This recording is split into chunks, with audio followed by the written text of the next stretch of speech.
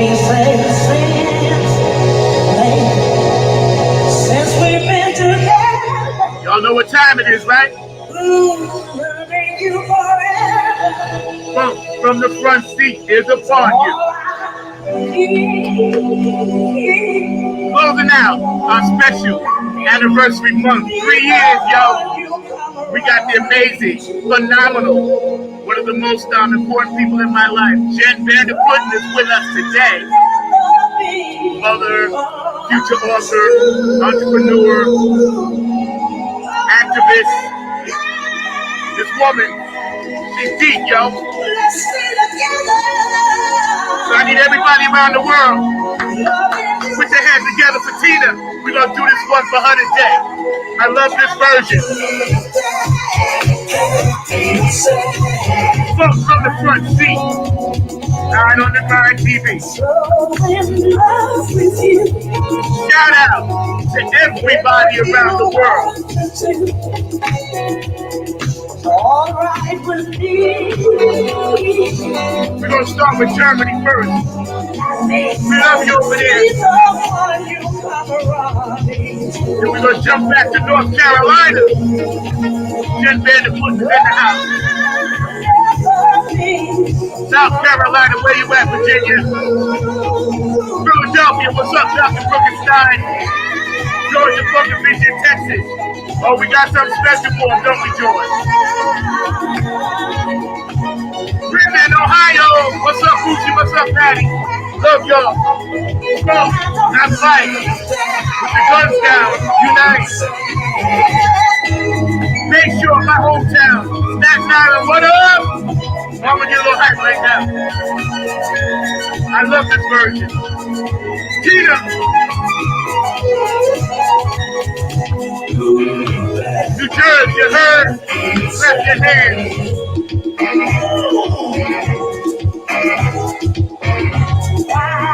Detroit, Minneapolis, MPLS, the National, what's up, Jermaine? Canada, woo! Pennsylvania, DC, home of the Buccaneers Fall in Bethesda, September 30th, y'all be there. I'll be there. Virginia, I love y'all. Show me some love from Virginia. Canada, my Tupac. Show me some love. Georgia, what's up, Q? I know you on the east, the least, the west coast. New Orleans. Florida, what's up, Al? I love you, bro. What's up, New Orleans? What's up, Dallas?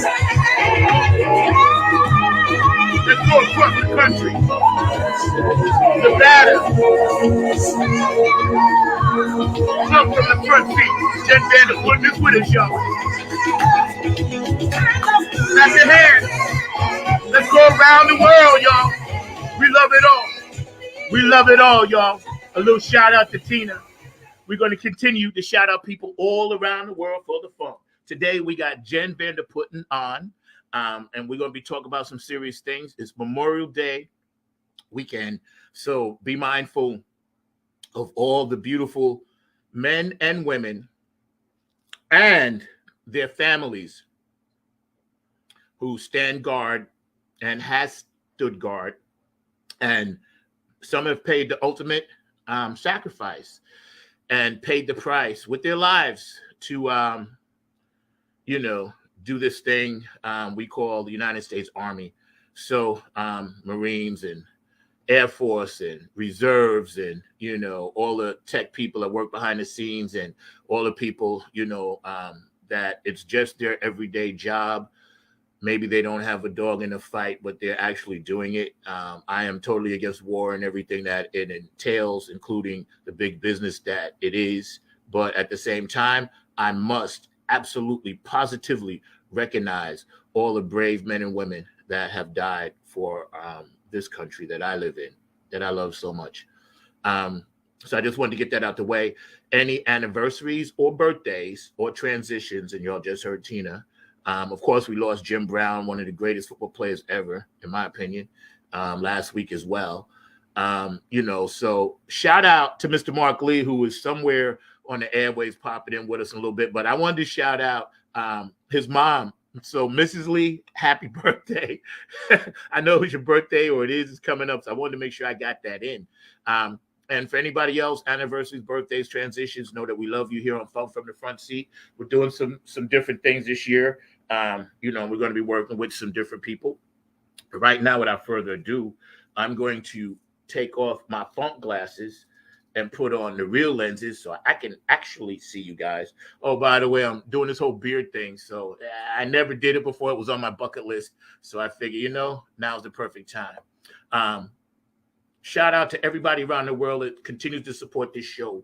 Elizabetta in Ireland, I love you. Tanny Soul Sister in Germany, thank you. DJ Cocolino in Ireland, thank you for playing the music. I appreciate you guys. All the funketeers around the world that continue to show up week after week, year after year to support the Nappy Head Funk Army and to support this show, Funk from the Front Seat. We love you guys dearly. Keith Jackson, of course, P-Funk Radio.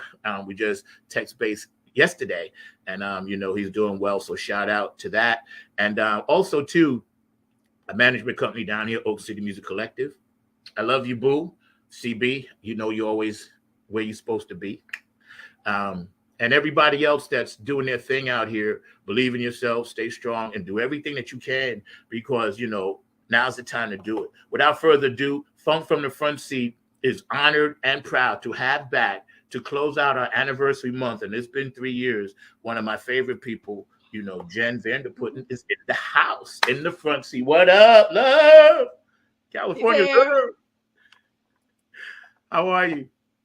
I'm doing great. Just reminding myself everything to be thankful for right now. There you go. My family is good. My mom was in the hospital, but she's back home. She's feeling better. That's awesome. Family's doing great, That's awesome, man. Every little thing I can take. Hey, happy. Those little victories, they all add up to our major victories, man. I'm channeling my inner Tupac today. So if you hear me keep saying California love, I woke up with that on my mind. Don't ask me why. I did. I was having some kind of out-of-body experience with Tupac. So him and I bonded last night. Yeah, man. Yeah. It was deep. Because I sleep with crystals by my bed, so a lot of times I'm able to just cross over to those other dimensions, right?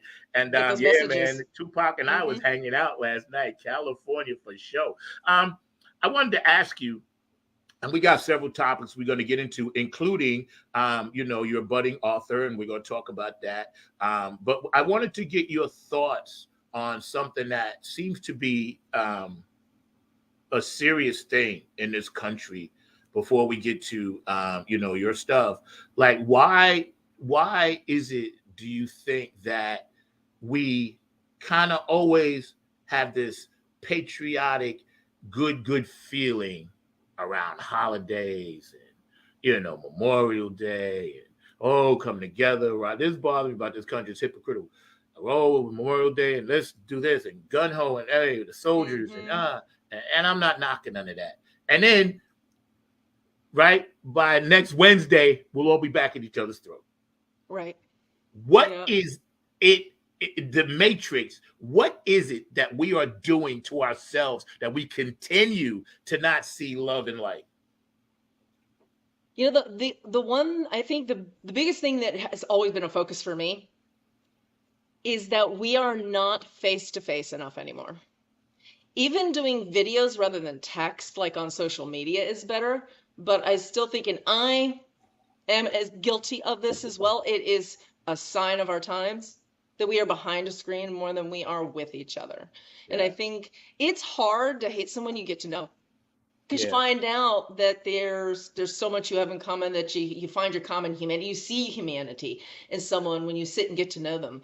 And we were built for that. We were built to sit around a fire, around a table, sharing food, sharing stories, as I was talking about on the subject, sharing knowledge, sharing emotional experiences, trials and tribulations, joys, and heartaches and triumphs. And while we can do that in text on a tweet or something like that, there's something about sitting there with a human being and seeing, hearing their voice, seeing their body. And I think there's an aura too that we all have, that when you're sitting next to a person, there's something, it's not coming from voice or from your sight or from the words, but just an aura of emotion that you become, you entwine, your auras entwine in those moments when you're making connections. And I think we're not making those connections as much anymore. Employers are demanding more of our time. It's taking more time, more jobs to just make ends meet. That's keeping us apart. That's keeping us at each other's throats. And I think the people who hold those reins like it just fine that way. Um, and that we have to, we have the power to break out of that, and support each other so that we don't have to fail to pay our bills and things like that as a result of it as we shake up the system.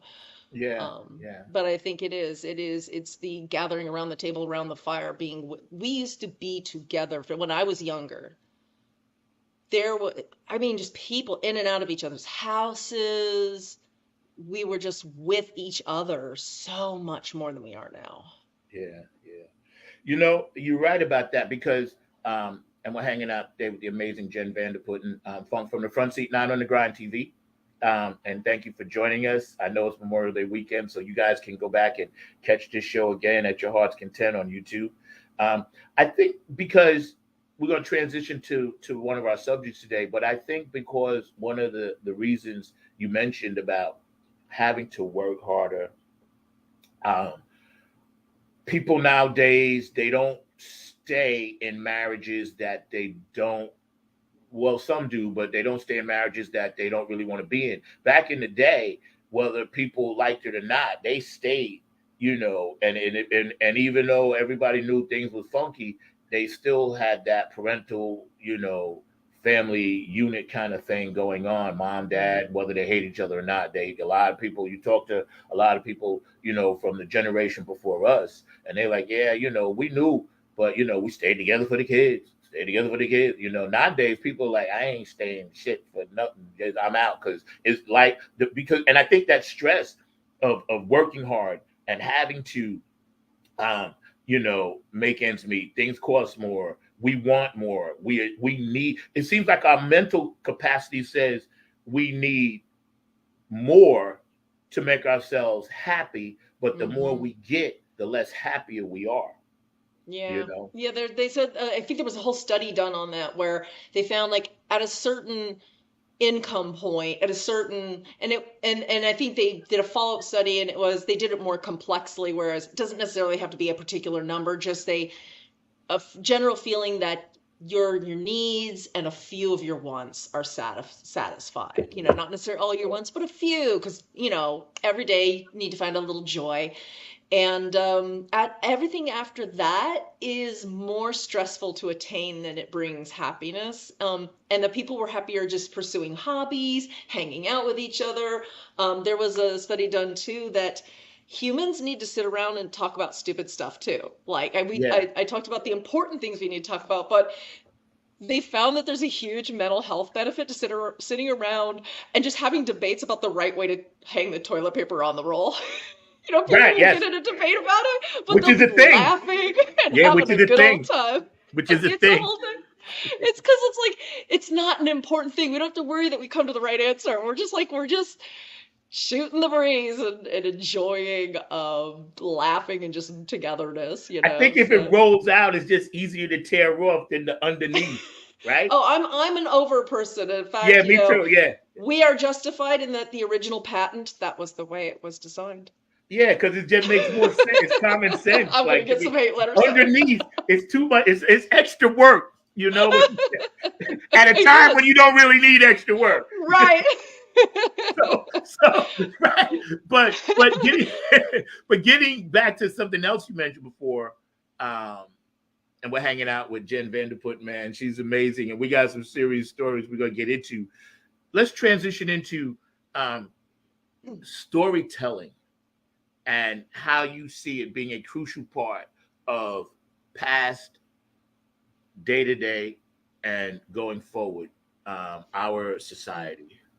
Give us your thoughts Uh, on the overview. Yeah, actually, so we're reading less. And for everybody, I include like if you're listening to audiobooks, that's still reading. It Yeah, actually because you're getting some other perspective, a new perspective, a new uh journey. You're going on a journey with someone, or just if it's nonfiction, you're learning something, whatever it is. But stories, as far as fiction goes, is where we can immerse ourselves into someone else's perspective and learn from that, learn a different way of looking at the world, and someone else's experiences, and it makes us better, more rounded human beings. We are reading less stories. um and I think that's another part of the disconnect is, growing up, I remember, oh my gosh, how many of us always had like, how many of us as kids had the flashlight in the book that we just couldn't stop reading it. So we waited till our parents went to bed and we got the flashlight out, only to find out when we got older that our parents knew we were doing that. We were not as smooth as we thought we were. yeah, But they were like, you're reading and that's good for you. So we're going to let you get away with that thing. That's yeah. an that's one of those little things that parents did. But I think yeah. it's funny you say that because I hated book reports. So, Hmm. but the way I used to get around it, which my teachers knew, they would let me either do my book report on either sports or music. So they realize, Oh. okay, this person may not be interested in that, but if they're Hmm. interested in this, they're still going to read. Some of the earliest books I read, the Kurt Flood, he was the first one to go for free agency. Now all the guys that are making billions now got to thank the guy from the Detroit Tigers, Kurt Flood, who wanted to leave and say, hey, you can't hold me hostage. You know what I'm saying? Hmm. So, he's Yep. the original guy, Kurt Flood. Y'all remember that name? Um, Hmm. and then, I would always read. I read the book on Jim Brown, his story. I read books on Beethoven, Bach. Back then, they had did there was a Louis Armstrong was still alive, but they had did a book on him, and I remember reading the book, and it was a little over my head because I wasn't a jazz guy, but it gave me incredible insight into what a rough life he had. He was born in a house of ill repute and shuffled around on New Orleans and still became this amazing legend, and reading. I have a book now that I'm reading called One Love, The Rasta Heart, and I got it from over here at shout out to my man Robert Roskin, who's the author. He got about 10 or 12 books out, maybe even more, maybe Wow. 20, at the Oasis Cafe in Carborough. So Oh, if you guys are ever there, I need to go. Google or go to the Oasis Cafe in Carborough. Tell Robert Roskin that Zach sent you. See Will what I'm do. saying? So, yeah, when we tell stories now, we kind of uh, are looking for some type of answer, and sometimes stories don't really have an answer. They're just Hmm. a story. This is what happened. Hmm. So we were talking earlier during the week, touching base, um, and let's go back to the first person who ever said, "You know what? This charcoal from this fire, I can now paint on this cave wall with." Right? Hmm. And you had mentioned something that was really cool, and you said that was the first graphic design and the first First graphic novel. novel. Yeah, so go ahead, The kick that. original graphic novel, Yeah, storytelling through images. Uh-huh. yeah. I think Yep. that's why, me personally, I have all of these symbols because I Yeah. studied Egyptology. A lot of people don't know that. I was very much growing up in my 20s. I got my hands on every piece of literature that I could get. And I studied the Quran because I was always interested in their knowledge of science and a knowledge of technology that was in a spiritual book, right? And I don't knock any spiritual book. I don't read as many as I can. I'm still trying to get through the Bharata from India. I'm still working my way through that. A lot of the translations you find out aren't really what it is. So when you read these books and they're translated, always got to remember you got to find the right translation, and it has to be realistic and true. And do some research. Take the time, understand the words, look them up. But I read all these Hmm. books because um, I knew that those cave paintings, indigenous people here in this country and around the world, that was their cell Hmm. phone. Your Yep. thoughts on that? Yeah. That, and we talked about the oral tradition. And the amazing thing is, every single culture around the world that has ever existed, exists now, can trace their roots back to a time when it was cave paintings and oral tradition. And that is how everything was passed down. All knowledge, stories, mythologies, entertainment, everything was done in these fashions. The cave paintings probably were, the oral history was probably coming with it. So I can imagine, them standing there and almost like we do our PowerPoint presentations now, right? Yes. He's saying, and then this, and then, and then a whole story and an epic. I can just hear the epic tales.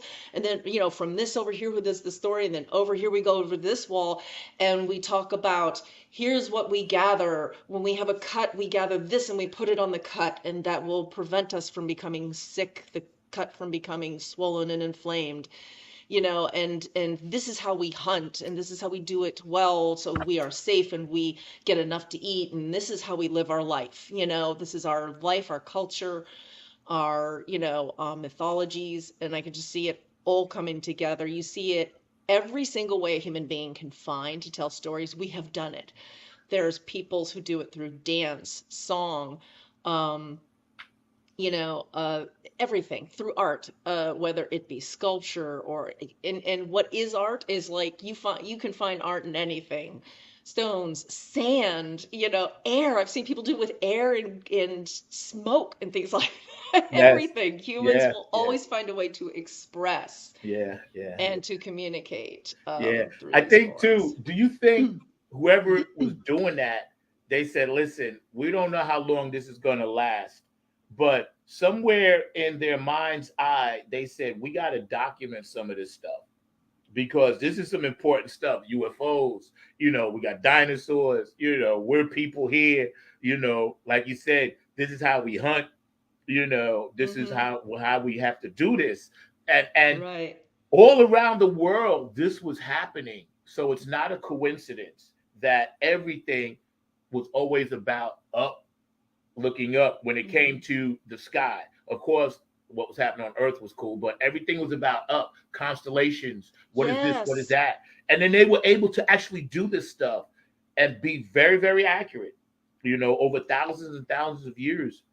So I Hmm. wonder if um, now we went full circle because back then with hieroglyphics and things like that, and now what do we use it? Emojis. To me, I call them hieroglyphics. Yeah.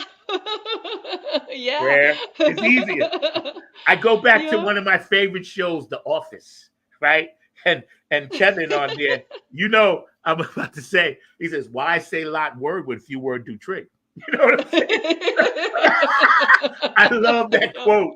I love it. So when we see emojis and this and that, Yeah. we just said, hey, we're gonna not write anything anymore. We're going back to emojis, right? So Hmm. it's funny how the more things change, the more things stay the same. You know, Hmm. um, when you are thinking about writing a story for yourself and your subject matter comes up, right?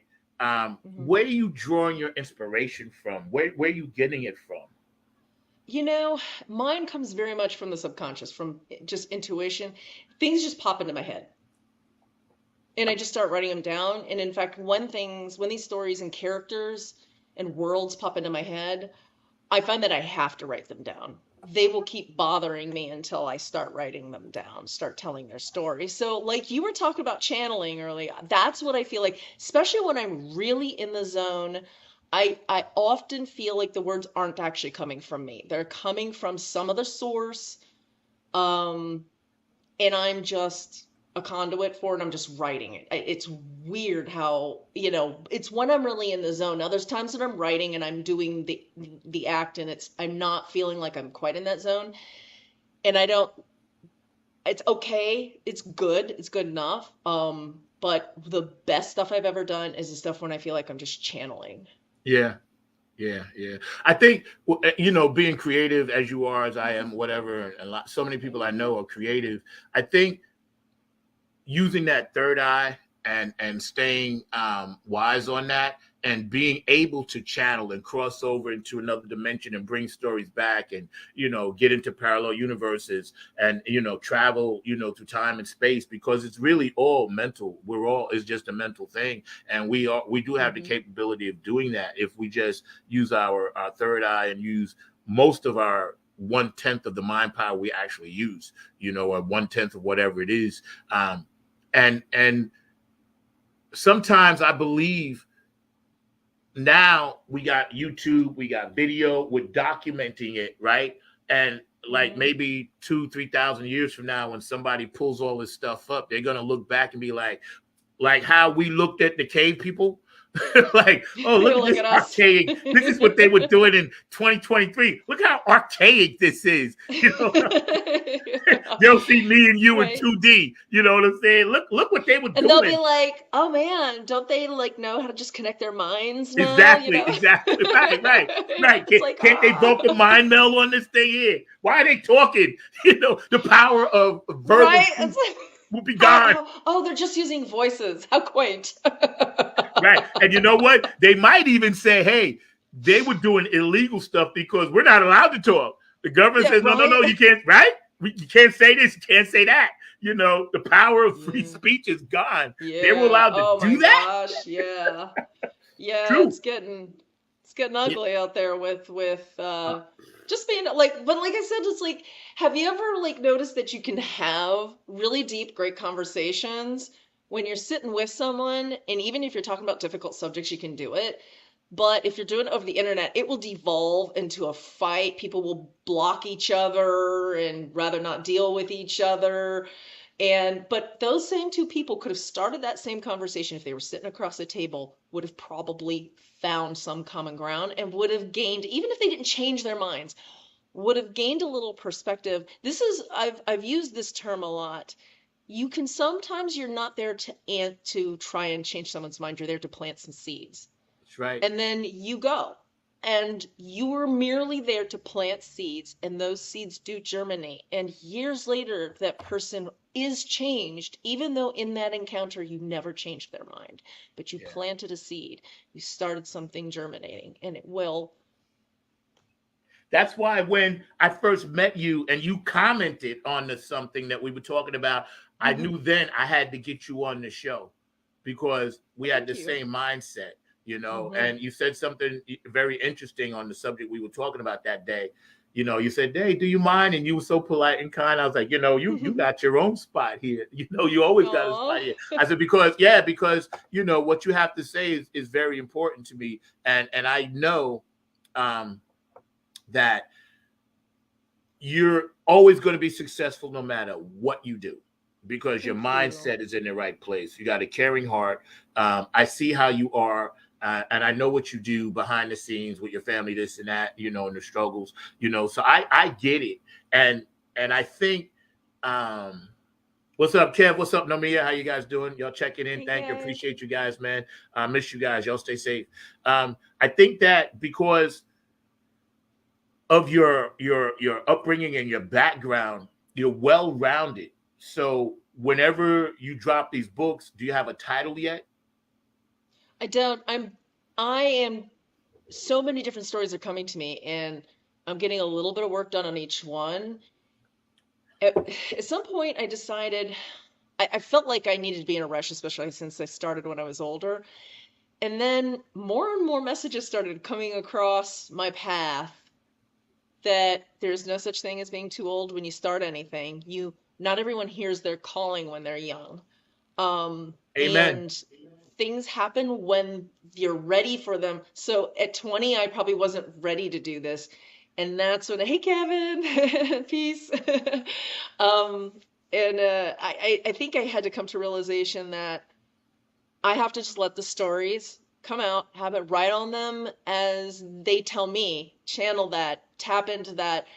And it'll come forth when it comes forth. Yeah. I've got a lot of different ones. One is called Alorian Skies. Another one, I do have some titles, and that one's like a big world. That'll probably be like a 5 to 7 book thing when Right, it's right, right, done. right, Yeah, right. and that's like a big whole like fantasy series, giant birds, and people and I wanted to make a big sprawling. I wanted to make a big world and, with all the diversity and all the beauty like we see in our world, and our characters are going to be going, there's going to be characters from all around that world coming together and then going all around that world. So it's going to be like fun ride, but also it will touch on important things like violence and things like that, and how that can get away from us and stuff like that, and Yeah, rather yeah, than, yeah, because it's going to touch on things like how do we fight violence, how does each person react to violence and stuff like that, and how that expands to a larger scale. But yeah. I've got that, and I've got some goofy stuff too. One that's called Pithy Noises, which is it's got I'll just tell you, there's aliens involved somehow, but they're not Loving that. yeah, there's like, but it's like there's two different sets of aliens, and it's just absolutely, I don't know if you ever read any, what is it, now I'm gonna blank on it, and he's one of my favorite authors, so that's really embarrassing. The Hitchhiker's Guide, Douglas Adams' Hitchhiker's Guide to the Galaxy. Um, it's just this funny romp through space, and it's silly, and don't try to see any logical sense. It's not like hard science fiction. It's like more to just lambast ourselves as humans, and to just be fun to read. That's basically Yeah, what Pithy Noises is. But there's going to yeah, be a big mouth Billy Bass involved, yeah, yeah, because yeah. it's gonna have one of the aliens is going to be inhabiting a big mouth Billy Bass and Yo, that's helping yo. our heroes. You know what? It always reminds me of that Sopranos episode where they had, I know, yo, you know what I'm talking about. And he's thinking, he's like, by the way, Tony, I'm the one that's the rat. Yeah. You know, you know, you know what I'm talking. Take me to the river, drop me in It's the like water. it's a Yo, whole exactly. don't It's a ask me. whole book full of goofiness like The that. senseless things that I remember that can never get me Right. paid. Believe me, if there was Yeah. a well for that, I'd be knee deep in water, man. Because I I'm don't know. You telling you. need to go on one of these trivia shows or Oh something. yeah, for That sure. you'd probably kill on. Yeah, Yeah. I could definitely Yeah. could. We're Yeah. hanging out today. It's a nice, easy, mellow day, and we want you guys to be mindful. Memorial Day is not necessarily this rah-rah thing. We think about a veteran, so anybody that have family members who served, you have served. Just be mindful that, yes, have fun, whatever you're going to do. First day of summer, pools, whatever. But like Jennifer so eloquently just put it, we need to figure out a way in our time right here to help curtail some of the thought processes. And Kevin was just talking about this a couple of weeks ago, because it's not the weapons, it's not this, it's not that. It's the thought process. Why do we feel the way we do and we can't talk problems out? Why do we feel we got to go to the strap or the iron or the pipe or whatever it is? Those are the things we need to look into. And I just want to bring this up because this is true.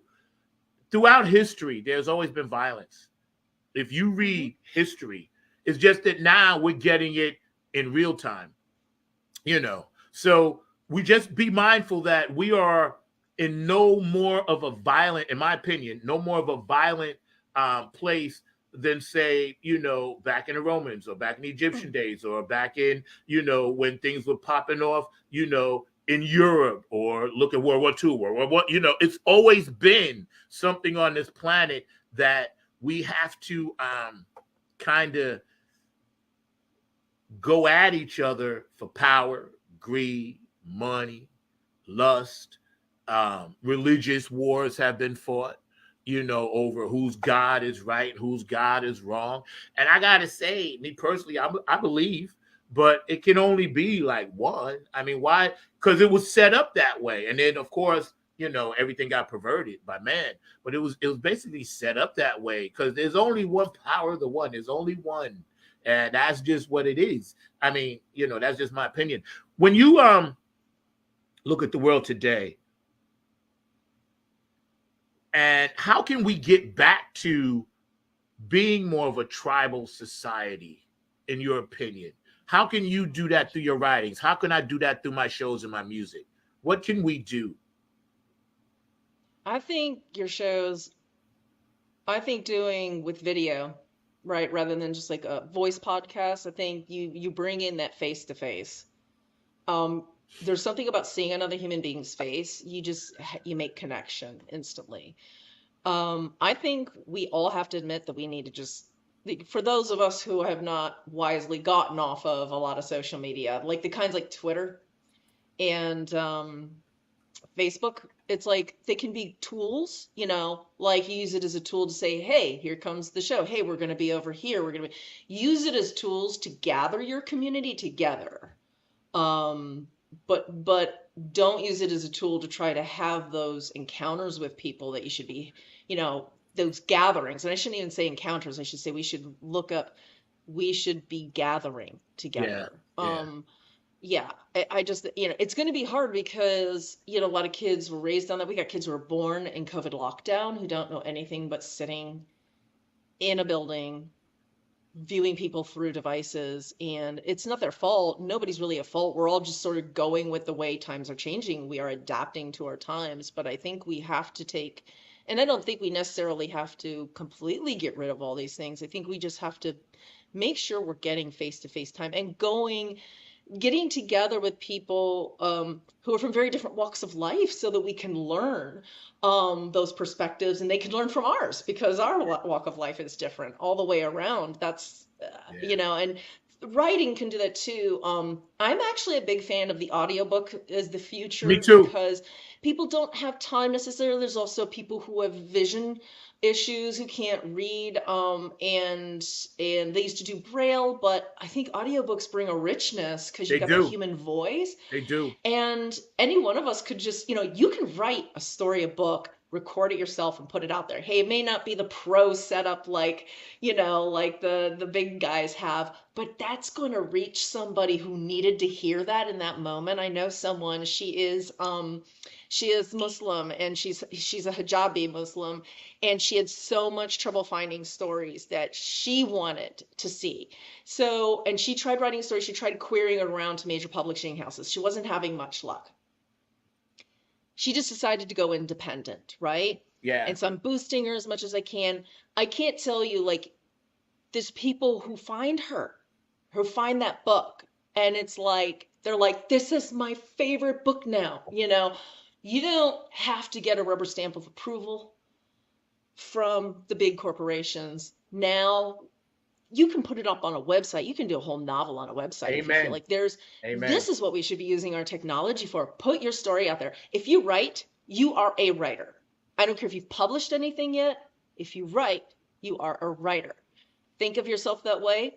Get your story out there. If you have a story burning to come out, don't worry. If you're not the best at grammar, people like will offer to help you out too for free because there's, you will find community. People are like, hey, I love what you're doing. I love the story you're telling.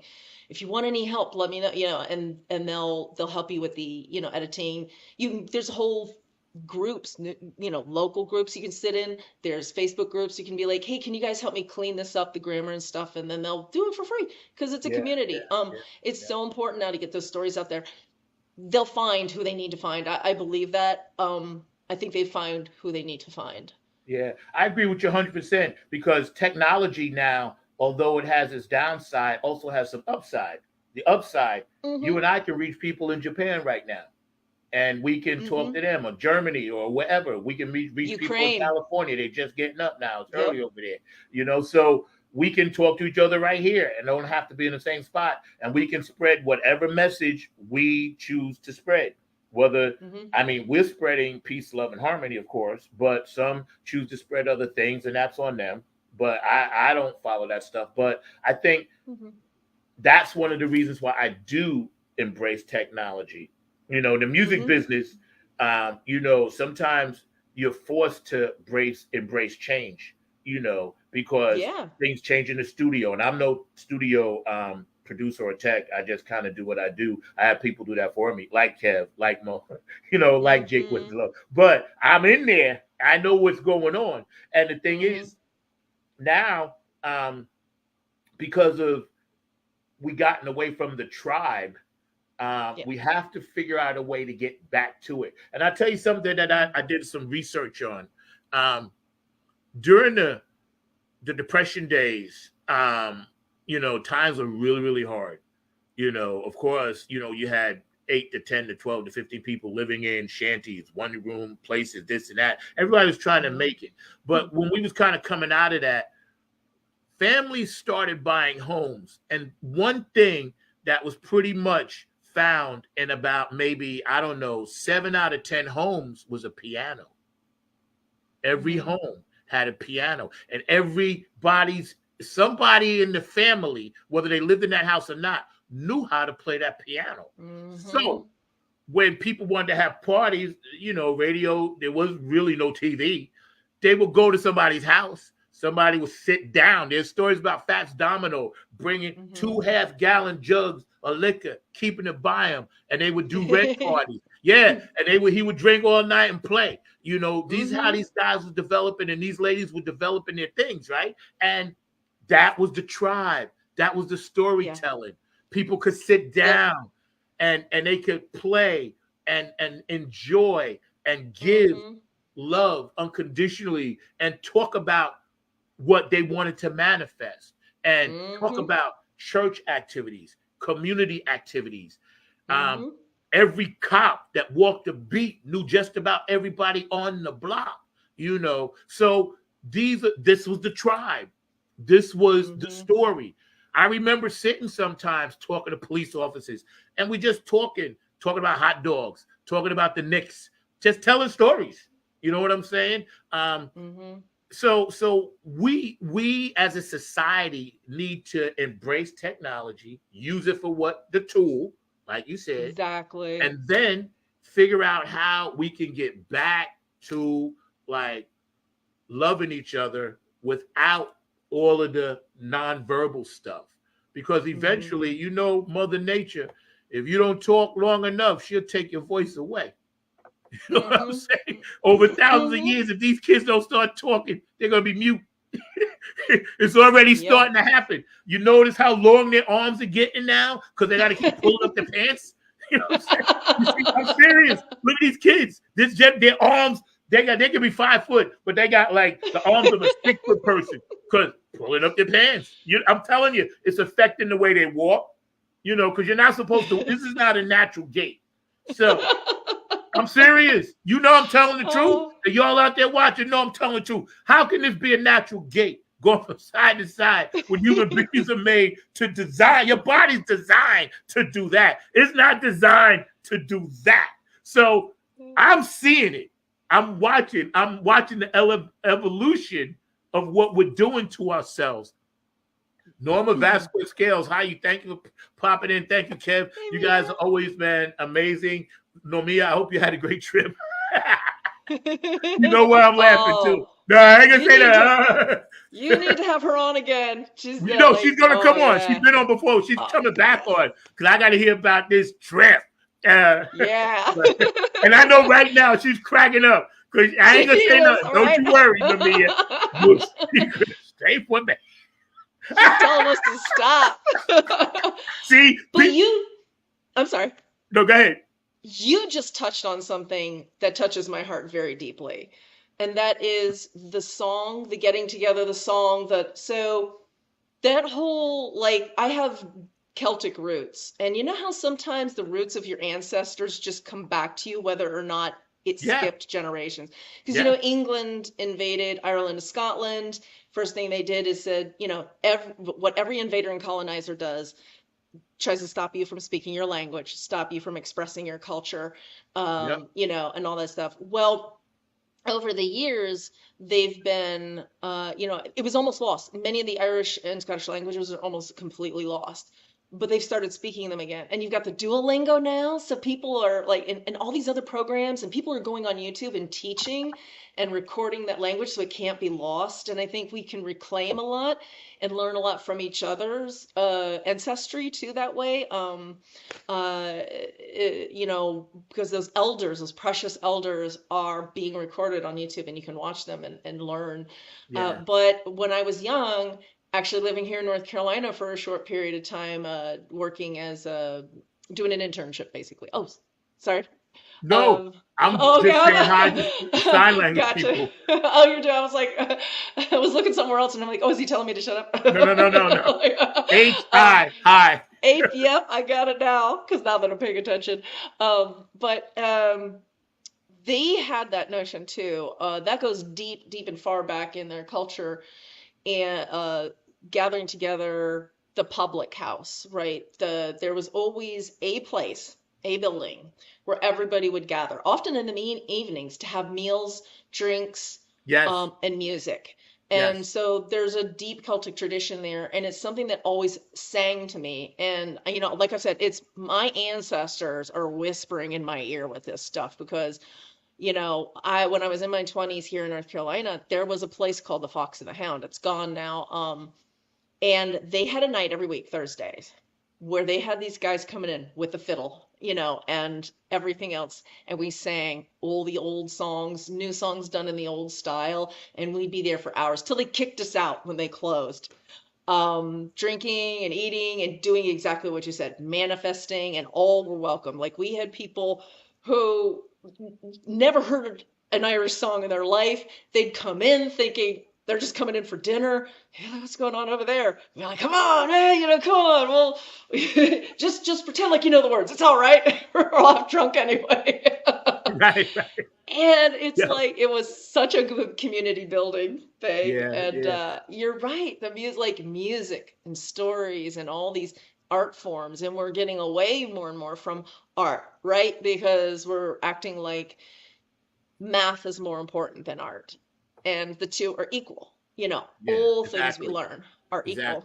Exactly. Hmm. Exactly. You know, because I remember being a kid, and some of the very things that I still talk about today was stories that I heard from relatives, parents, you know, family, friends, people in the block, in the neighborhood. Hmm. And those stories were so powerful that they actually helped guide me through some life things. And you know, when you hear Right. people talk about what they went through, you know, listening to my father and you know my mother when she was alive, and my uncles and aunts talk about you know the 1910s and the 20s, and you know Hmm. people down south in my family like seeing the car for the first time freaked them out, you know. But Yep. yeah, for real, like, hey, what's this thing coming down the dirt road? You know what I'm saying? They had It would heard be about frightening the first automobiles. time. Yeah, they had heard Yeah. about it, but they had actually never really seen one, Hmm. you know. Um, and when they tell these stories, there's always such an enthusiasm and, like you said, the key word, ancestral heritage, because everybody comes from some kind of tribe. I don't care where you at in this world, you coming from Hmm. something like that, right? And I think we need to figure out a way to get our young people. And I noticed this, and this is no knock on young people. I validate all my young people. I love them. I got two daughters. Hi, Kayla. Hi, Maya. 119, 115, right? We just need to get them to understand there was more stuff happening in the world pre cell phone, Hmm. pre app. You know what I'm saying? Because this, Hmm. like you said, they're born into this. This is all they know, you know. But we Hmm. have to figure out a way to let them know, listen, in order to know where you're going and recognize who you are, you got to understand where you came from. Because if Hmm. you do not, you will slowly become this insensitive, and I say that with all Hmm. due respect, insensitive, um, walking around drone type of sheep Hmm. that we see now, because you're not Hmm. you're not using your third eye. Remember, 1% own 99% of the wealth. So why won't the Hmm. 99%, if we just uprise, you know, imagine this. Hmm. Matter of fact, one of the books that I'm listening to right now, in addition to the one I'm reading, Rasta Heart, One Love, I'm actually listening to a book on tape, Billy Carson. And for you guys that don't know who Billy Carson is, I suggest you Google his brother. He's a deep brother, deep thinker, and he has a lot of material out there. His name is Billy Carson. And one of the things that he mentioned was that now in society, we're looking at life through a prism, a 28-second prism. No matter what you do, if you can't capture somebody's attention within a minute and 28 seconds, people are on to the next thing. Mm-hmm. And that's where we got to slow down the process. We need people to embrace. Mm-hmm. You see people at a basketball game, they're literally at the Lakers game or the Knicks, and they got their cell phone taping the game. But you're right there. You're there. See, it's and society got us. People are doing that too, or they're sitting there on their phone, telling their friends about it and not watching. No, you're right there. You're missing the whole experience. Exactly. What's the point? You're gonna pay $5,000 to see Beyonce just to videotape her when she's on a video? Video on the screen at the concert. She's right there. You know what I'm saying? We grew up in the day. You went to concerts. You seen the show. They didn't really have like Earth, Wind, and Fire on the screen. They do that now, or P-Funk on now. But back then, you saw them. They was there. They had their stuff, but you were looking at them the whole time. And you still remembered. You retained it. You could go back to your neighborhood and recite every little thing that happened at that concert, including what was going on around you. Self-awareness. The more we get deep into stuff, I think we lose perspective on self-awareness. Definitely, that, like you said, that taps into the empathy. And again, that comes from, like you said, connections. We have to make connections. Yeah. And, one of the best ways to do that is to sit with people. And if we start like do it over a video thing like this, I think works really well. It's a great place to start, gets people together. Then naturally what should happen is then we start getting together in the same rooms. And that's where our power is our togetherness. And, fighting, like you said, that 1% holding the reins to everything and keeping everybody on, an increasingly speeding up, increasingly accelerating treadmill instead of connecting with each other and becoming, a more powerful. And see, Bob Marley, one of the greatest prophets and warriors and spiritual people ever, he had songs about all this stuff.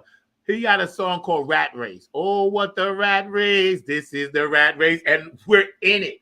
And an abundance of water, a fool is thirsty. Now, that's a profound statement. You're in an abundance of water, but a fool is thirsty. And he's talking about the knowledge. You know what I'm saying? You have all this knowledge, but you're still thirsty because you don't even see it. But Billy Carson, back to what I was saying before, and we're hanging out with Jen Vanderput, he said that the way it went down with this whole COVID thing, and I'm not a conspiracy theory that deep in it, but I do go down the rabbit hole.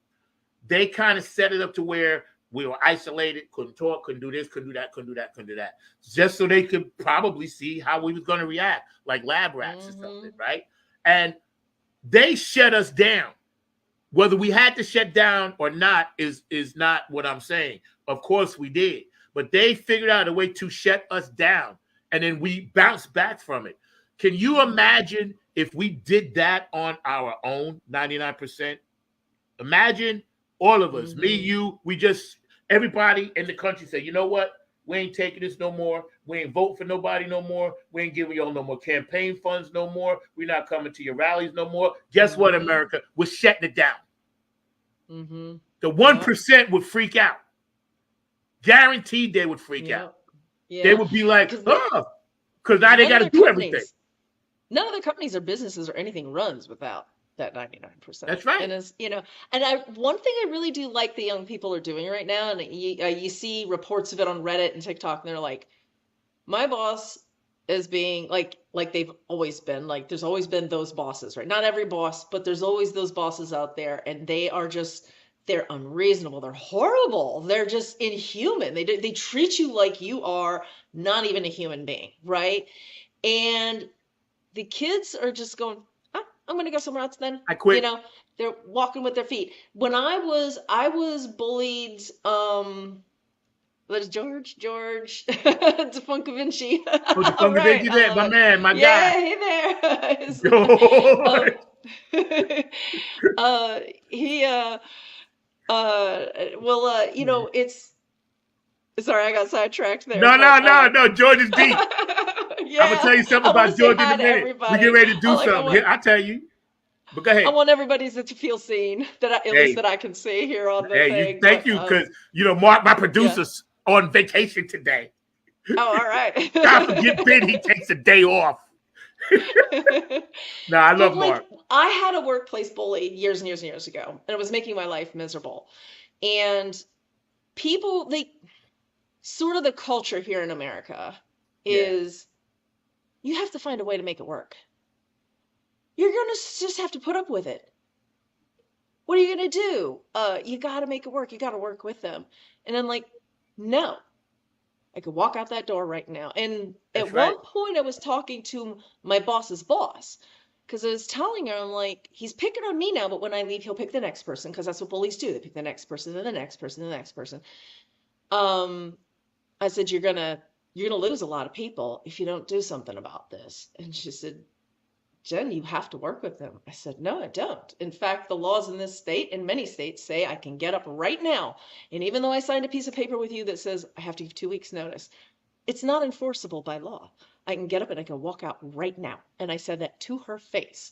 And she didn't even rest. She's like, well, and then she didn't know what to say. And, I ended up going to a different group because on that day I was telling her, I'm looking for a new job. I'm going to look outside. I'm going to look inside. I don't care what you do about that. You could decide to fire me today in retaliation. I'm going to be fine, but I actually was a key person. Most of us are actually the workers, are the key people who have all the knowledge. They're the ones who make things run. That's right. And knowing our value. And I believe Amen. 100% after going through that and walking with your feet, voting with your feet, go where you are properly appreciated, properly compensated, where you're treated like a human being. The more we do that, they're going to have to change their policies. They're going to have to kick out the bad managers. I think it's coming, and like you said, these young kids are like, you know what? They got words for it. And I can't say the bad words on the air, but it's like F it Friday and, move out Monday. They got all these little terminologies that they use, right? And I think I believe in it. I can honestly tell people, listen, every job that I ever liked, I gave them 2 weeks notice. Every job that I hated, I quit that day. Yep. And this is just me, because I'm crazy like that. I was like, no, I'm out. Yeah, if you're working somewhere where there's high turnover that there shouldn't be, then if you're in the leadership position, if you're the employer, manager, don't look at the people who are leaving. Yeah. And I know managers who do that. They're like, and I know people who are managers, and, I'm trying to slowly help them come to their awareness, because they'll be like, oh, they do that. Nobody wants to work anymore. Nobody wants to work hard anymore. I'm like, no, they probably just found a better job somewhere else. Or maybe they were unhappy about how they're treated. Maybe they were unhappy about the compensation. Maybe they were unhappy about the hours, the working conditions, whatever. But they went out and they found something better, or they just couldn't take it anymore. And you know what? And this goes back to the corporate greed in this country, because if corporate America wasn't so damn greedy, they would be able to keep employees. If you just pay people, because a lot of times it literally comes down to, okay, I may hate that job over there, but I hate this one more because I'm putting up with way too much shit and you ain't paying me. At least if I go over there, I'm going to have to put up with the same thing, but I'm going to get enough for my family, because it really comes down to taking care of your loved ones and your family. That's why we all got to be out here on the ground and take care of ourselves, We're hanging out with Jen Vander Putten today. We got some subjects to get back into. Of course, I want to bring attention to Nine on the Grind TV, Funk from the Front Seat. My producer, Mr. Mark Lee, is taking a much-needed day with his mother. Happy birthday, Mrs. Lee. If you had any transitions or any birthdays or anniversaries, know that we care about you. We love you. Of course, Tina Turner was the big one that kind of transitioned out, Hmm. and we're going to talk about her on the other side. But right now, I want to listen to my favorite guy, Keith Jackson, and he's going to tell me a little something. So come on in, Keith. Hey, this is Keith Jackson with P-Funk Radio, inviting you to check out my brother Zach Robinson with Funk from the Front Seat. Saturdays, 12 noon on the East Coast and 9 a.m. on the West Coast. It all happens on 9 on the Grind TV and also on YouTube. Great guest, great conversation each and every Saturday. That's Funk from the Front Seat with Zach Robinson on 9 on the Grind TV and YouTube. Check him out. Do a drop for me when you have time, okay? I really would. Hey there, it's Chrissy Key Rollins here. Just wanting to give a shout out and say congratulations to my brother, Zach Robinson, who's been going 2 years strong, bringing you the funk from the front seat each and every week. Go check him out on 9 on the Grind TV and on YouTube, where each week he has amazing guests, powerful conversations, and of course, brings the funk like no other. Keep bringing the funk, my man, and congratulations again for hitting your 2-year mark. That's Funk from the Front Seat. Catch it live at 12 p.m. noon East Coast time, or the replays over on YouTube. And stay funky, my friends. Hey, it's Chrissy Key Rollins here with Holistic Restoration. Hey, it's Chrissy Key Rollins here with Holistic Restoration, inviting you to check out Zach Robinson with Funk in the Front Seat. He drops new episodes every Saturday at noon on the East Coast time, and replays are posted for whenever you miss a live stream. You can find him on 9 on the Grind TV and also on YouTube, and get ready for the funk because he brings it every week, along with hot topics, amazing guests, and great conversations. Again, that's Zach Robinson with Funk from the Front Seat on 9 on the Grind TV and YouTube. Go check them out. This is Joe Keys of Joe Keys and the Late Bloomer Band. Just did a show with my man Zach. Number 9. That's right. Number 9's got it going on. Check out Funk from the Front Seat. Zach Robinson. Serious good vibrations, y'all. What we need. Peace. So 3 of my favorite people, and Kev and George, and I need you guys to send me some drops. And also, Jen, please send me one so we can kind of roll these up. I will. Because these things are so very cool, and it's just I feel so humbled, man, because the respect factor. I'm laughing at what George said. I'll show you guys in a minute. Terry Holler, what up, bro? How you doing, man? I love you. Love you, man. I miss you. I'll see you at the Funketeers Ball. I'll be there.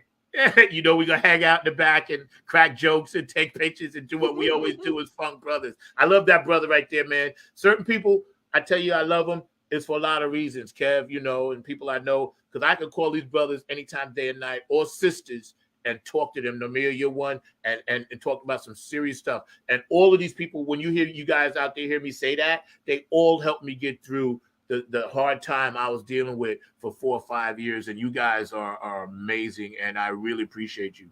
But I was saying that back on this side, we're hanging out with Jen Vanderputten, and we've been talking about stories, the art of storytelling throughout history, and societal issues that we have going on today. And I got 2 subjects I want to bring up. Number one, you're a mom,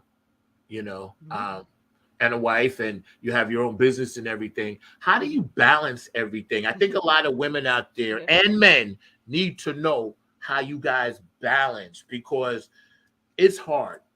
So you're my hero of the week. Oh, gosh. We do a hero of the week every week. You're my hero because I know what you're balancing. How do you balance?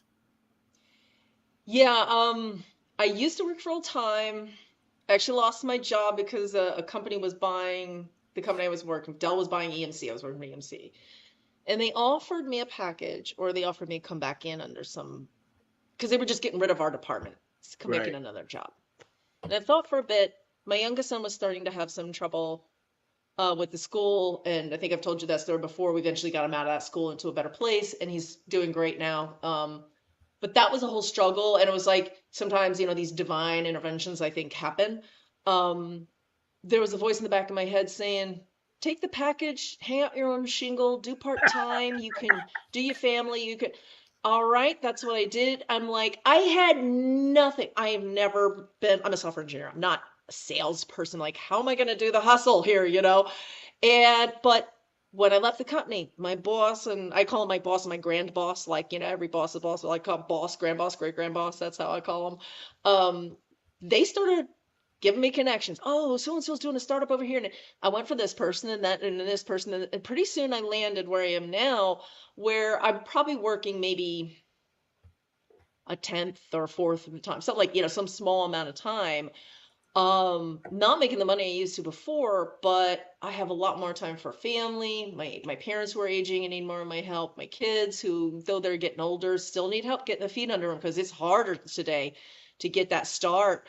You know, and to be able to help and support my husband because he's doing the full time that has the benefits, the insurance. That's the big thing in this country, right? Um, so one of us has to have a full-time job, and I'm enjoying being my own business owner. I'm enjoying like I didn't want to have a gap in my resume, so I put this out with the intent that this would just fill the gap. And it's been Yeah, growing year over year. And yeah, I, you know, yeah, just I'm just flowing with the water, flowing, going with the wind on it. And I yeah, don't think I ever want to go back to the corporate thing again. Because I just the freedom I have and the ability to follow opportunities where they come, to be able to have a lot more quality time to spend with community, like, you know, with Mia, with you, with community things in general. yeah, You yeah. know, this is when I started really tapping into community and what the struggle I went through you know, those years fighting with the school, getting my son into a place in a situation of safety where he could thrive. There was a lot about like not working full time and being able to have community, find community that really helped me get through that. Um, and so I think a big part of it was finding community. So it's just like you said, finding tribe, finding community, however you want to refer to it. Just finding people in my life, having that emotional support. I didn't always have it. It was like at first it was like I felt deeply alone, but then like when Mia came into my life, it's like it was just instant. Like we just instantly connected and vibed. Like when you and I started, they had that first conversation over the phone. It was just instant vibe. I think we talked for a couple hours and We didn't even did, we realize. did. Yeah, it was like 2.5 hours. It was, and I was like, Yeah, wait a minute. I'm looking at the phone. I'm like, I can't be it right. flew by, man. Yeah, because we We instantly are did. soulmates, and soulmates doesn't always have to be about a lover or a wife. Soulmates are people that Yeah. mate because they get it. You know, Yep. we vibrate on the same thing because this is all about Yep. vibration. But you said something before that I wanted to touch base on. And again, it's Mental Health Awareness Month, and I'm gonna show the suicide hotline in a minute. You know, Hmm. because this is something that touches me. It touches every single person. I Hmm. personally have been through some dark times. Some of those very people Hmm. I mentioned helped me get through them, and I don't mind telling you that. I see a therapist. It's okay. There's nothing about Hmm. that to be shameful of. So if you're out there, don't be ashamed of that. Go get the help you need. And I lost 5 years ago one person here, and then in New York when I was there, I lost at least 3 or 4 people, and they all figured it was best that their spirit didn't need to be here. And I'm here to tell you, no matter what the darkness makes you think that and trick that, there's a spiritual purpose, like the song Kevin and I wrote, and Jeff Robertson. We wrote a song called Spiritual Purpose. And, you need to be here. I know it's hard. Every test I ever took was hard, but that's what this is. And of course, we all fall short. Human beings are not perfect. We're not designed to Hmm. be perfect. We're going to fall short every day. But if you ever get into a spot where you feel you are just so fed up and you're not ready, here is the national hotline. Y'all need to just get on this because we need you. I'm here to tell you I love you. If you're watching this show for the first time and you feel some kind of way, holidays, we all get all messed up about them. Hmm. society got us thinking this, because a lot of stuff we manifest ourselves. So it's about a thought process too. But we always got to deal with what's outside of that space. So your thoughts on this stat that I'm about to throw at you.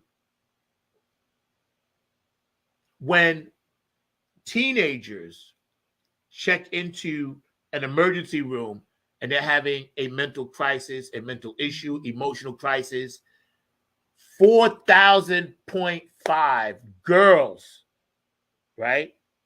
Mhm. Compared to 2,000 boys. Mhm. Why do you think it's so high in young women? This is important to me. This really like bugs me. It's the pressure. I think I grew up, and there were maybe some magazines, but it never was like, there wasn't in my face all the time this idea of perfection that you had to be. And that is targeted more to girls than to boys. There's like this narrow definition of what is good or, and it's getting worse. Like we were making, Roe v. Wade got overturned, and we all know it's not going to start there. I mean, stop there. That was just the start. In every area of marginalization and oppression, they're looking to bring back the battle days. Like we talked about that 1%, because that's the control thing. And it's all about control. It's about making these girls think that they're horrible and broken for existing, a lot of times just existing while.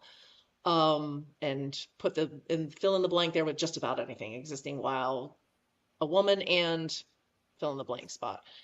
They're growing up with the social media too. I didn't have all these, and they got the filters to make you look more perfect. I know there's a lot of young people rebelling against it. I know, right? Encourage everybody, just show yourself. It's like Just a little be makeup. It's you. fine. That's fine. You're but beautiful.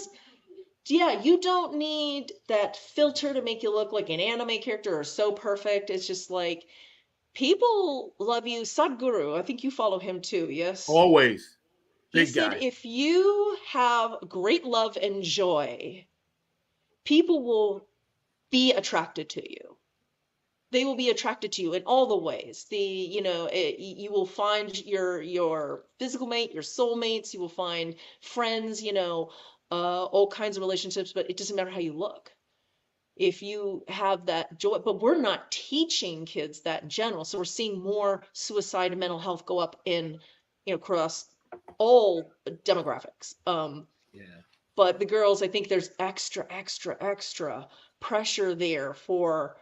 I mean, the images are underweight is what the right weight is. It's like, no, that's not healthy, and what's the right weight for you is not necessarily the right weight for someone else. So someone could be very curvy, and that is perfectly healthy for them. We have to embrace like the beauty of what's in it. The catfishing is real. I gotta repeat though, before we go back, George, I saw your message. Yeah, I got fired from Toyota 3 weeks later. They tried to call you back. Yeah, that's funny, right? That I had happens. to put that up there.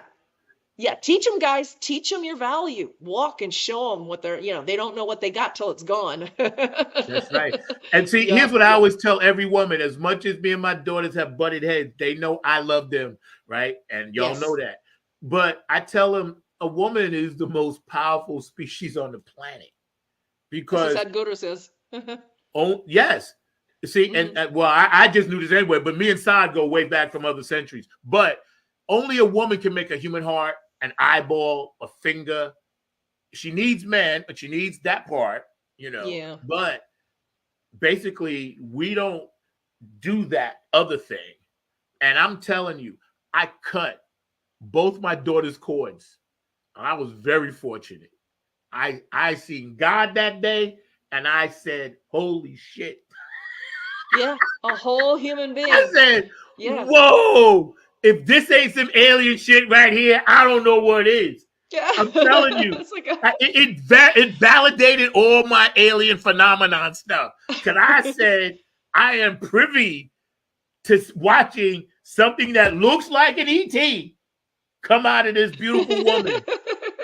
And it's up to me to cut the cord to start life outside of that space that they was in. It was the most profound, to this day, And I done been through 9/11, all that shit. To this day, it was the most profound thing I've ever done. And I'm so blessed and happy God let me do it because it validated a lot of stuff that day. If I had doubt about God, I had no doubt after Doubts are that. gone. Oh, whoa, there's something, because man can't do this by himself. And see, again, I tell every woman I ever meet, even now, and when I'm doing Uber music, you're the most powerful person.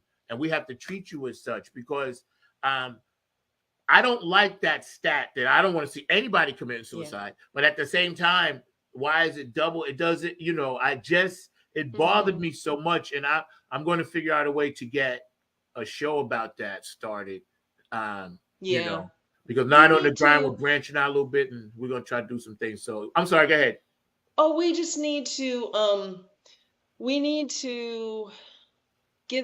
give young people in general, but especially girls, lots of the kind of praise, because I think again, the getting away from extended family, extended community, we have to pull those communities back together. But any chance you get to uplift someone, like that little droplet can turn a crap day into, they're feeling better. They'll go home at night, they'll feel better, they'll go to sleep, they won't lay there crying, because you just did that little bit of, I've been the recipient and the giver, both of those little bits of kindness. One of the things, because my son, and this is my youngest son, and just to let everybody know, he is like an open book, so he lets me talk very openly about his struggles, our struggles together, because it was him and me against the world with his autism and how people misunderstand and mistreat autistic people, and he has been one of the biggest advocates for himself too. But one of the things I had to learn was that I had wrongfully learned, like the schools, and we think, and I don't want any teacher to think I'm knocking on teachers, but there's a culture and that of control, right? And that is a very American thing, a very top-down control. This person has this title next to their name, therefore they can do no wrong. They can never be. We have to pretend, so there's this idea of the authority over, instead of a community and coming to consensus with each other on what's right. And they always want to just control over him. And a lot of times of the things he had no control over, like being overwhelmed by sensory inputs and things like that. Right. And so they would punish him for screaming when he got overwhelmed, but he was just in pain. You and I scream when we're in pain. They just didn't understand why he was in pain, but that's just because his experience was different. And at first I was like just doing what the teachers in the school told me to do, but we went to see a psychiatrist, and like you said, therapy, do it, go to the psychiatrist, the psychologist, because she's the one that opened my eyes. And she's like, Jen, this is just about control. So you can smile, nod your head, and just, you don't have to fight with them, but here's what you can do yourself. You don't have to do what they tell you to do. You can do what's right for your kid, and they don't have any real authority over you. This is your child. And this is what you do now it means a lot. She's like, she's the one, and she didn't say it directly like that, but it was like over time, she was very clever. She got me to come to the realization without me even knowing that she did that.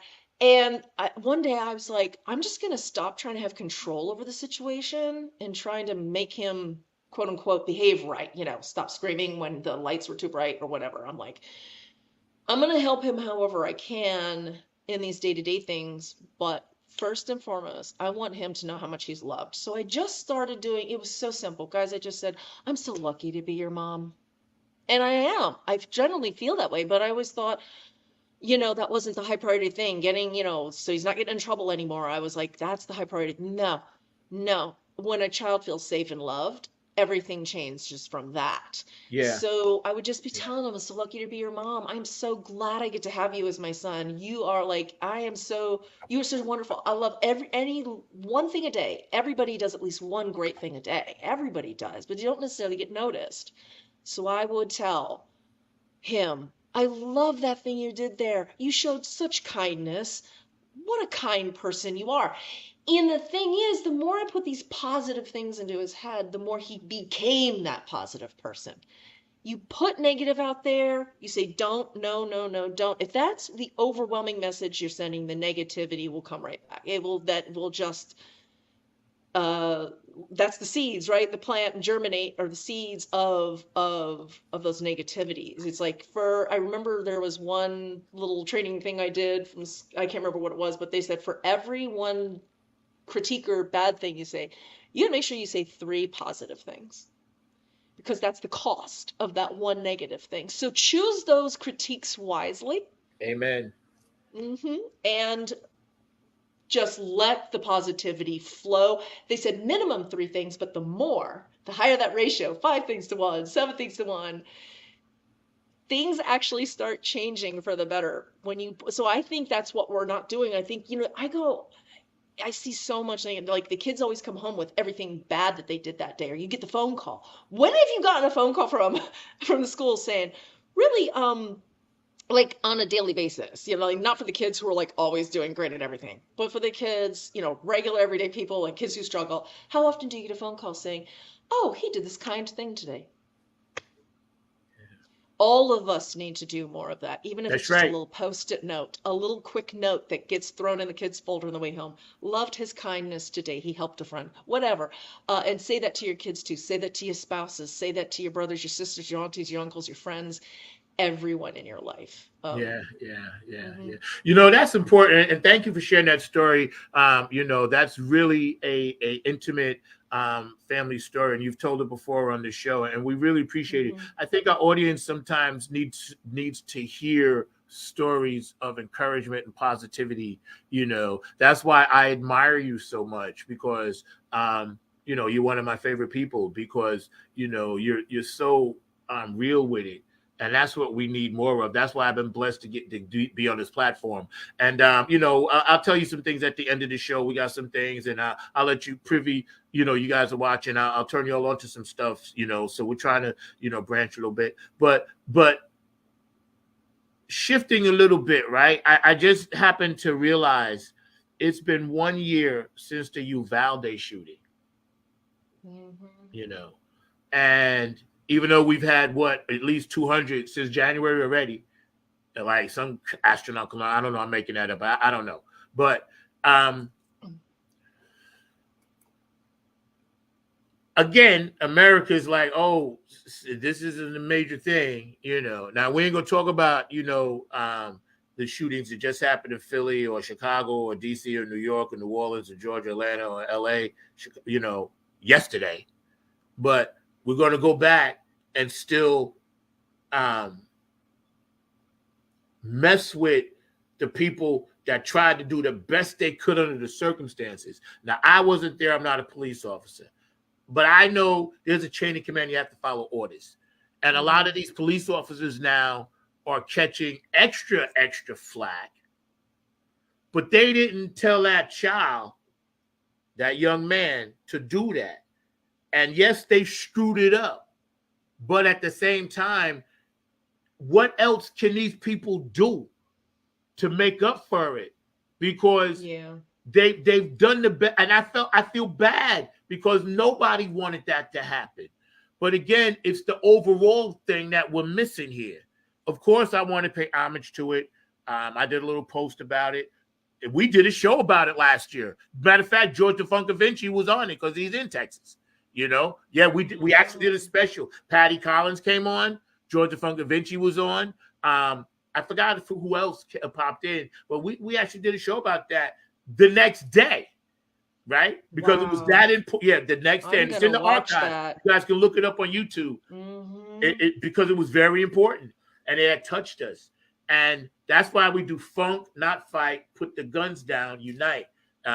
That's the mantra that I came up with, but it's piggybacking off of what Bootsy and Patty are doing, funk, not fight, around the world, trying to set up centers for people to go.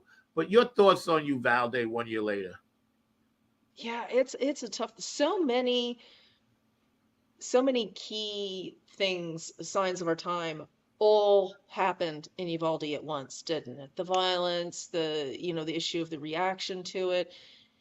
So many different things were happening there. And a lot of people have said it before, the police are often called in situations where they don't have expertise and or even the right equipment to deal with things, right? Because we have had problems with them shooting when they shouldn't shoot, killing people when they shouldn't kill, or not going in, because like in Uvalde, they say they were afraid of being hurt themselves. Okay, if we really wanted to, we could create protective suits so those guys could walk right through those holes, right? Bullets coming up. We can do anything we put our minds to. We're focusing more on arming more instead of protecting more. We're not focusing enough on why are people falling through the cracks and feeling so desperate and backed in the corner that they feel this is the only way out to be heard, is to go shoot people or whatever, if they are delusional, if it's a mental health issue. And yeah, maybe consequences earlier in life for some people. It's like there's a privilege thing there too. There's a lot of people growing up with privilege who really are used to being able to get away with a lot too. So I think that like most of these shooters can check a lot of privilege boxes, if I'm Yeah. not mistaken, right?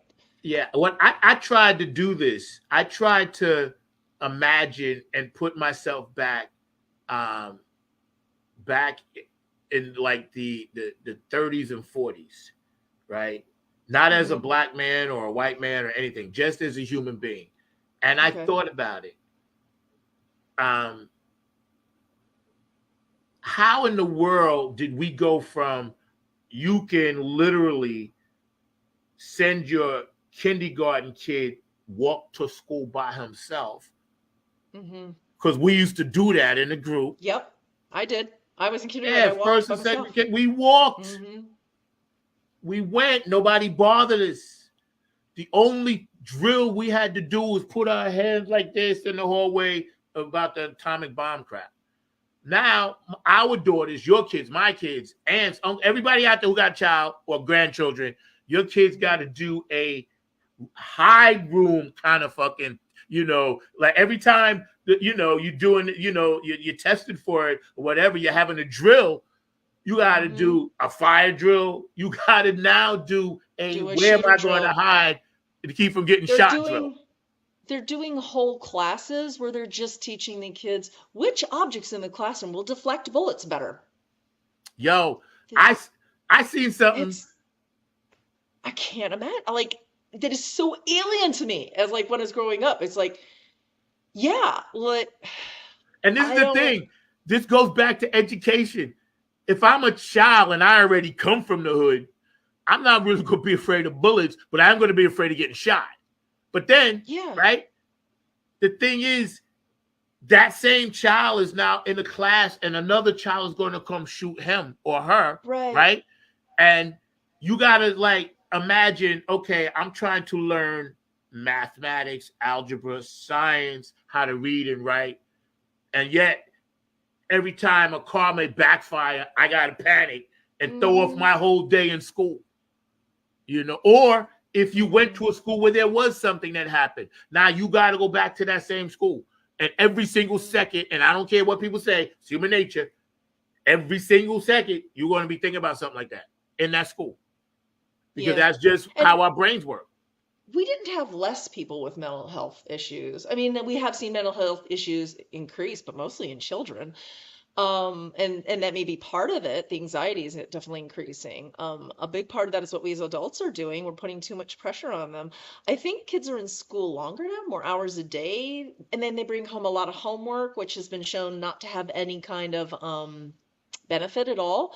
We're not letting them run around and be kids. We're not like you said, there's these notions of perfection that are getting harsher and harsher on them, but there's also grown adults going in there and shooting too. Yeah, it's And an so I think epidemic. there's a multitude of things happening. One of the things I think is there's people who are capitalizing on those who feel like they don't have, like you said, don't have a community, don't have a tribe, don't have a group. They're feeling on the outside. And now that we have the online thing, I think this is one of the early comments I made that you picked up on right away, is there are people out there who, for their personal, selfish, nefarious reasons, will take advantage of and manipulate those individuals. And they're like, oh, here's a person who's feeling lost. I'm going to make them feel like they're part of something. And I'm going to tell them, and they tell them how to get the gun, and they tell them what to do. And I think there's a lot of that manipulation going on in chat rooms around that you know, there's a lot of that kind of manipulation going on. And Yeah, I think those people, it's easier to get to kids because of that easy communication access now. Because when we were younger, you'd have had to yeah, come up to a kid and start talking to him. Somebody to notice and say, "Excuse me, what are you talking about over there to that child? Get out of here," you know? But it's so hard, even as I'm a highly technical, I'm a software engineer, my husband's a software engineer, even we have a hard time keeping everything from our kids. And we're the experts. It's yeah. impossible to expect parents to deflect everything in the world. You know, we need to be more open about that, and we need to fight against, you know, the people who are doing that. We need to, you know, shame that kind of behavior. We also need to make kids feel that if they need someone to talk to, like the stranger danger thing they do in school, they need to add, if somebody starts telling you online, if they start telling you to do things, you know, cause violence, please talk to someone, anyone you trust. And it's got to be confidential. That kids got to be able to come and have that confidentiality so that we can catch that before those kids are getting that manipulation. And I think too, we got to go back into inside the home. Now, accidents have always happened with guns in homes. You just didn't hear Hmm. about it as much, you know. But Yeah, it's not they've as always sensational. happened. Yeah, Hmm. they've always happened. But the amount of guns we have in this country now, I think, has gone through the roof.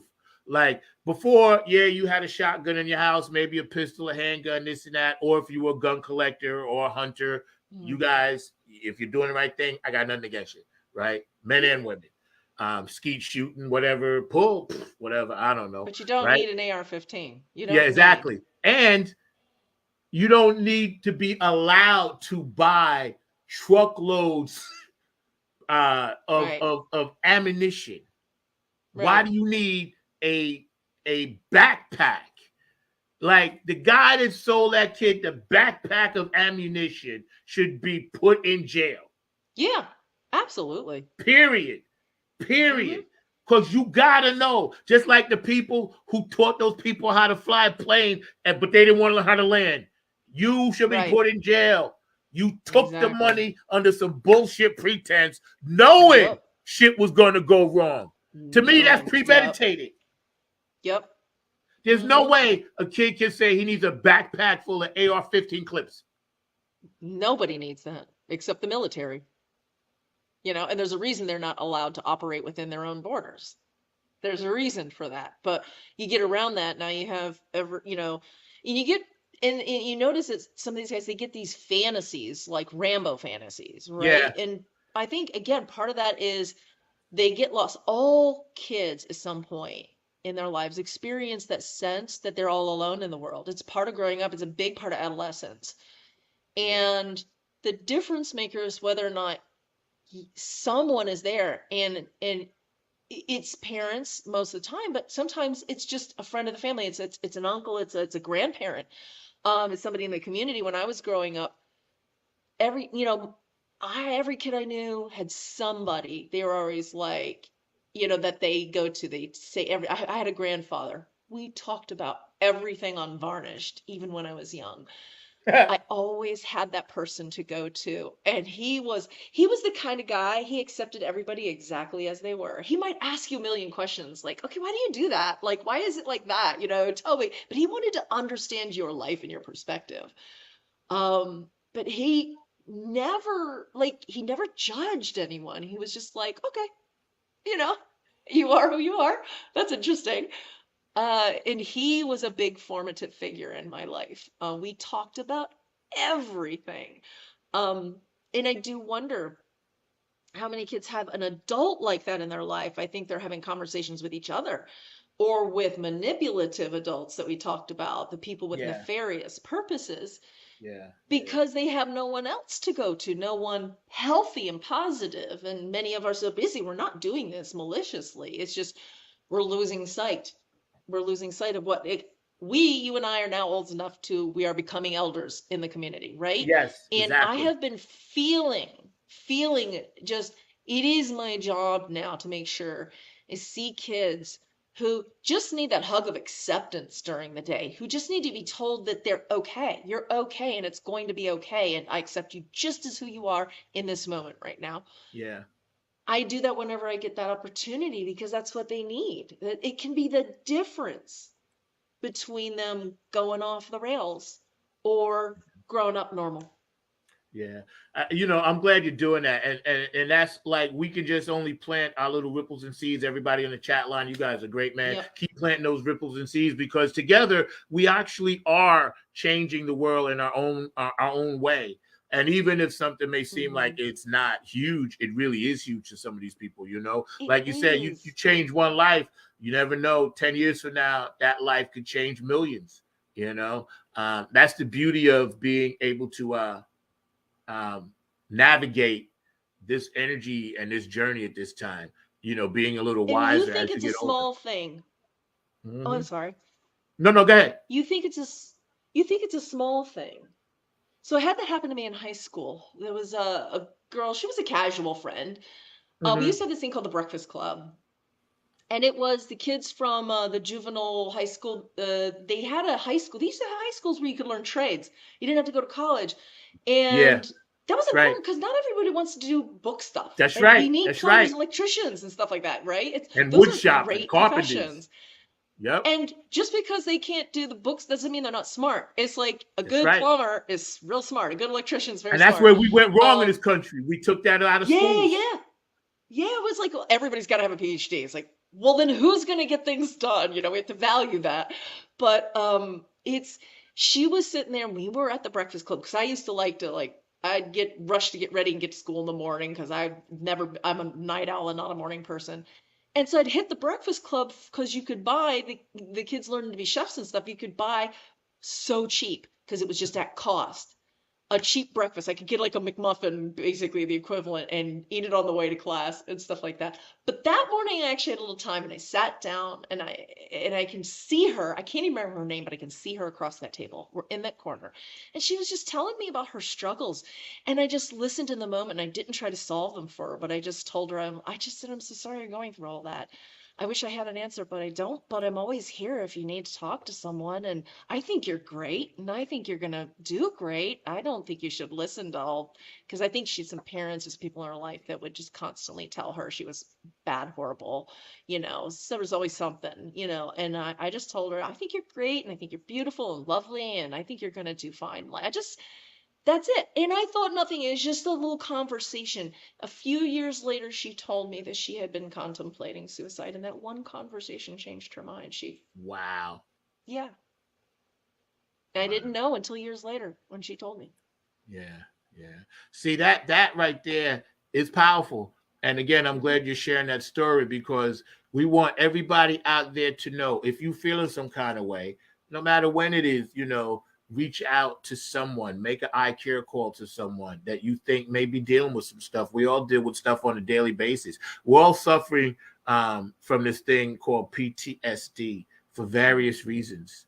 We were suffering from it before, just under stress from the country and the world and the stress we put on ourselves, which is why try not to punch down yourself and try to breathe and breathe your way through things. We're hanging out today, just chilling with Jen Vanderputten. It's been like an amazing journey today. We're closing out our anniversary month. We've had some amazing guests on this whole month.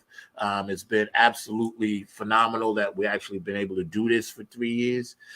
Mark Lee, and I are very, very appreciative and very grateful for people like Jen that come on and, hang out with us and take time out of their lives, And we're getting ready to start something a little bit, where we're going to be branching out with 9 on the Grind TV. And I just put it up there. So you'll be able to see other shows that we're going to start. We already have one, the Dayton Funk Music Radio Scene, the Funk Hall of Fame Exhibition Center, their radio show. We're picking them up, and it starts tomorrow at 3 p.m. on right here, www.youtube.com/9 on the Grind TV. So I'm proud of that. Proud of Mark. Thank you, Mark, for helping me do the production and getting all this stuff tight. And we're launching that tomorrow. So everybody that helped this show along the way, know that your support and help was not in vain. And then we also got something new, that we're going to be bringing Mr. George the Funkavinci is going to start, his own thing on 9 on the Grind TV as well. So, we just want you guys to know that we're working and, we're trying to branch out and give everybody a voice. Jen, I'm going to give you the last word because, you've been an amazing guest and, everything you do is important. And, we just want to make sure that, that because we love you on the show. So we appreciate you sharing your family stories with us. We appreciate you, coming on and spending time, and you have a safe, happy Memorial Day. But I'm going to give you the last word and then we get ready to crank up the car and get out of here.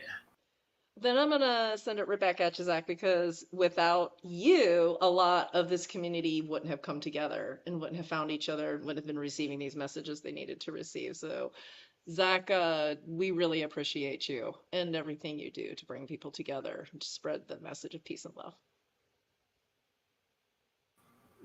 That's so kind. It made my day. It really is. It's very, very cool. And again, you guys, to all our veterans, we honor all you guys and girls and your families. And, of course, we lost Tina. So we're going to take you out the same way we took you in. But before I do that, I just want to thank P-Funk Radio, JTRP. I love you, Gabe. On Wednesdays, you're doing your thing. Larry Funkster Jones on Saturdays. Bootsy and Patty Collins, Funk, Not Fight. Put the guns down and unite. A national campaign that my band, the Nappyhead Funk Army, is fully behind. Brenda up in Ohio. I love you, Brenda. HJ Entertainment, Kane and Jams. Tony Cam and the Funk All-Stars. Nappyhead Funk Army. Oak City Music Collective. Diego, stay safe up in New York. Afterglow 92416. Q&A Entertainment. Brooke Clagett, my Funk Angel. I'll see you at the Funketeers Ball. Love Tea XS Energy Drinks. I do need more. I'm running out. So that's one of our sponsors.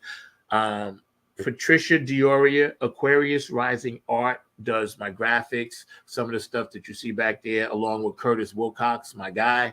I call him the boss, and George the Funka Vinci, my other guy. Dr. Bruckensteiner takes care of my website. I love you, David. DJ Coccolino in Italy, the Funk Chronicle Hall of Fame and Exhibition Center, David Webb. Don't forget, you'll hear the radio show from Dayton starting tomorrow at 3:00 p.m. And, of course, all the people on the chat line, Funk from the Front Seat, all the fans that support us, you guys make this show. So thank you. Let's crank it up and get out of here.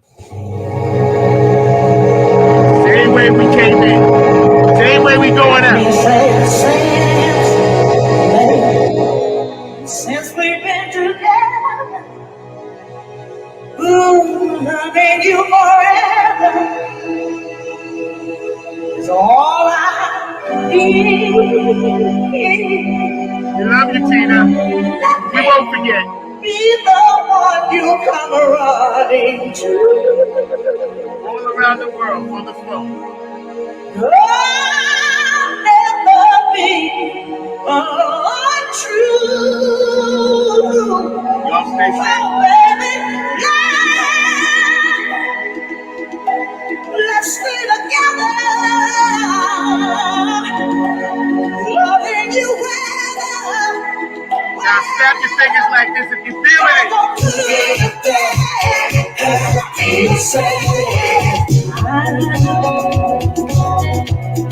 So in love with you,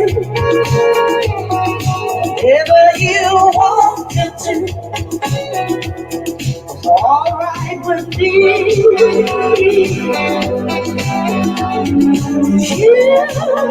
make me feel so brand new. I want to spend my whole life with you. Let me say the same. Come from the front seat, y'all. We've been together. Get Van de Putten in the house. Loving you forever. It's all I need. 9 on the Grind TV. Let me be the one you come running to.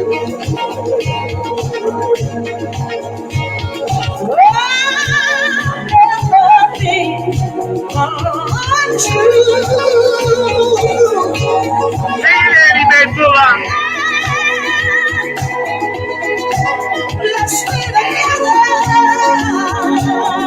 around the world for the funk, y'all.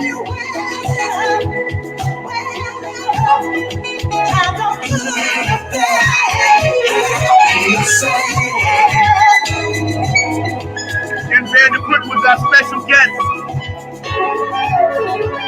Love this woman.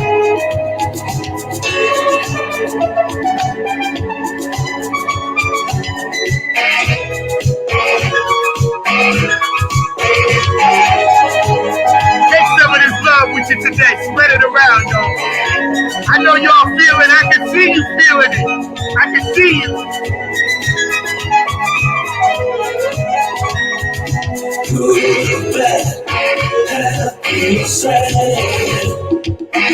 Welcome from the front seat. All day, y'all. Nothing but love, boy. Why do people break up? Oh, then turn around and wake up. I just can't explain. You never do that to me. I want you, baby, to be around you. Woman was powerful, y'all. I see. Listen to that. We all stand.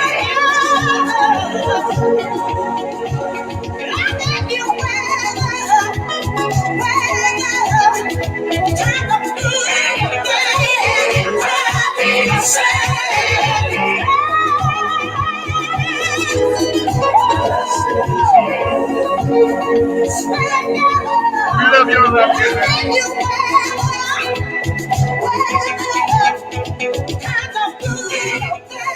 Funk from the front seat. What a beautiful show. Again, today our special guest was Jen Vanderputten.